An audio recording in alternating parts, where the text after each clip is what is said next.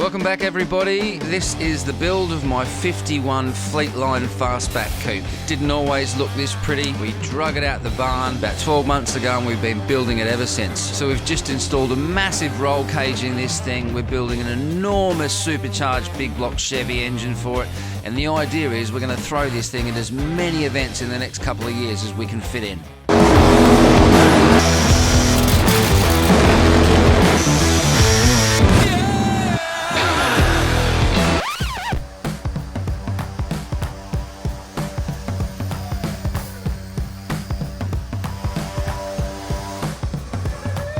Welcome back guys, welcome back to the channel. I want to first start out by saying thank you so much for all the newcomers, all the new support, all the positive messages. It only spurs me on, even when I think, you know, this is getting real hard trying to juggle work, family and YouTube.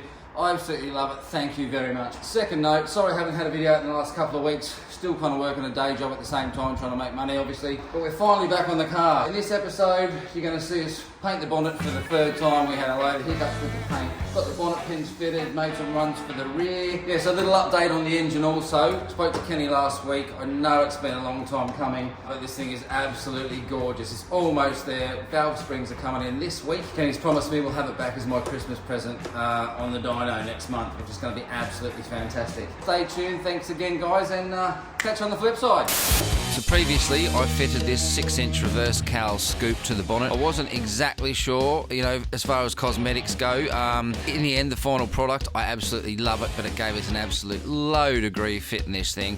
We got it all glassed in, painted it, primed it, rubbed it back. The paint kept frying, paint kept lifting. So third time lucky, we got it sorted.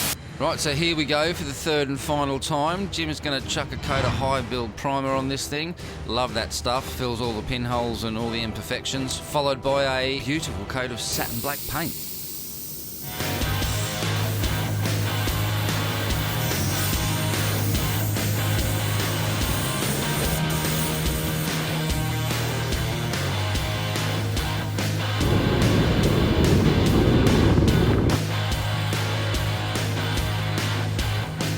So tell me something, why is it when you're trying to be on your best behaviour, you start drilling holes in your car and they look like this? What? Never a dull moment down here, man, never a dull moment. Put a smile on my face.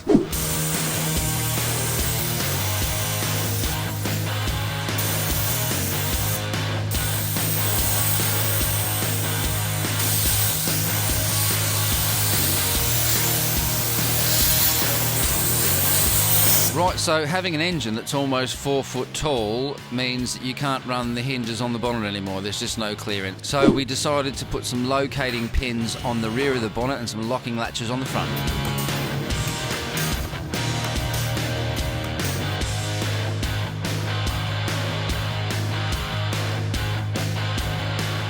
Attention to detail. There you go, man. That's come on, look brand new, isn't it?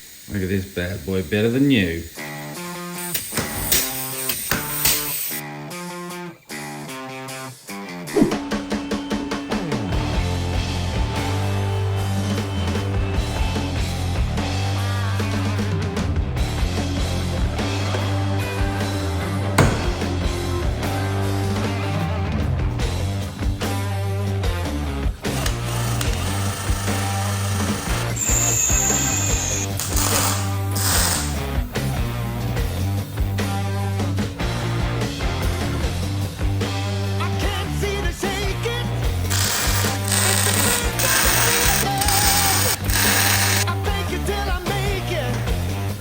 Alright guys, so here she is, finally got this bad mamma jamma sitting on the car.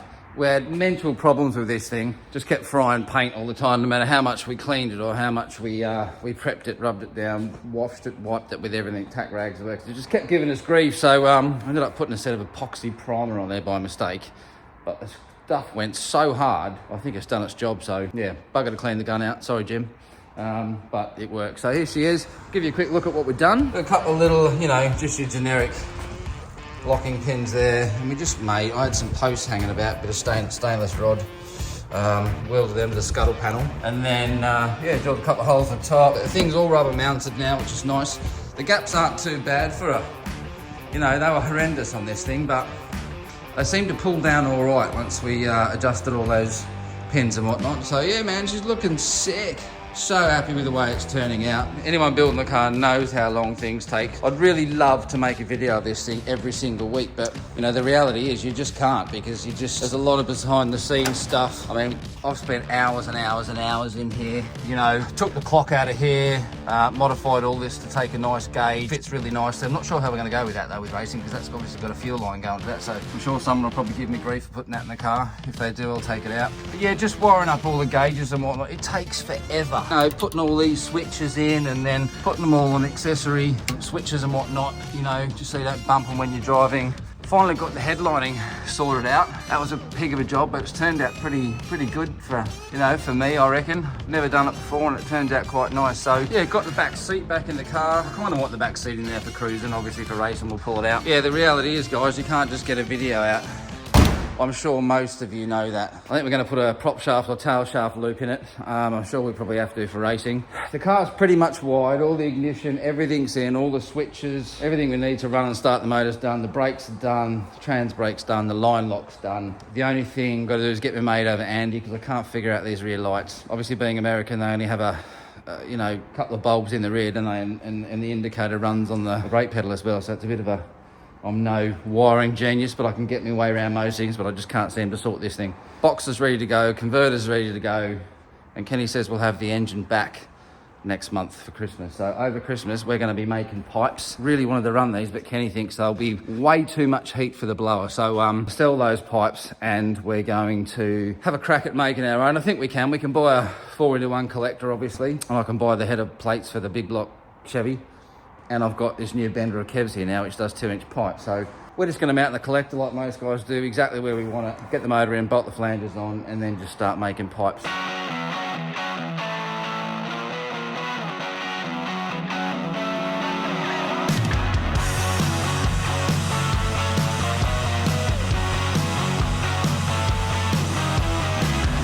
I really want to get the exhaust underneath the car out the back, but it's 4-inch pipe. There's no room to do that. So I think what we're going to do is just, you know, like most guys do, we're going to just put like a Fender X set of headers on it, I think. Up and over the wheel, out the side, we'll put a V-band clamp on it, just so we can take the side pipes off or take the mufflers off or whatever we're going to run on the street, and then we can just put some horns on it for the track. Yeah, because I do want to drive this thing down the street. As much as it's going to be an obnoxious piece of kit, I just want to, man. I think it's going to be amazing. That's why I built the car. So obviously, this being a pretty big horsepower car, we're going to put a prop shaft loop in this thing. I'm sure most of you know what this is. It's basically just a loop, you know, that goes around the prop shaft, or the tail shaft as we call it in Australia. So if it breaks a uni joint or something happens and it explodes, it you know, it houses the prop shaft and it doesn't fly out the side of the car.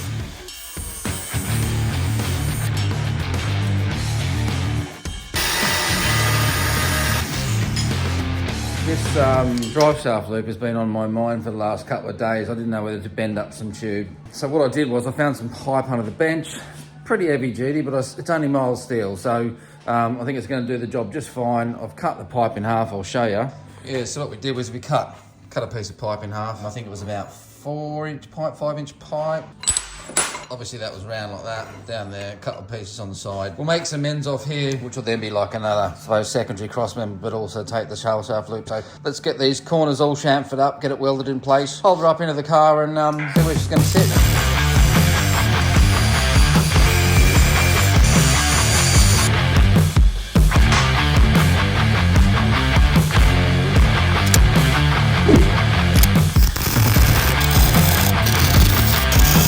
That'll do the trick. Just weld all this up now.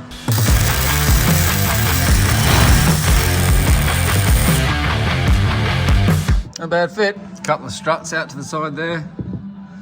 And that. See what we can rustle up under the bench.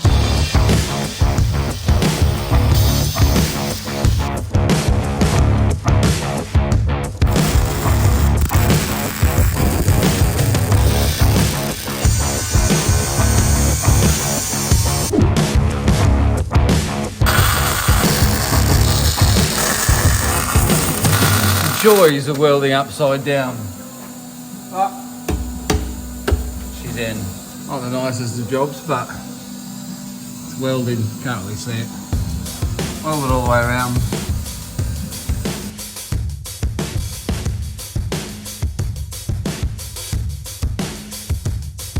I'd like to get this thing fired up over New Year's. In the UK, there's a street weekend.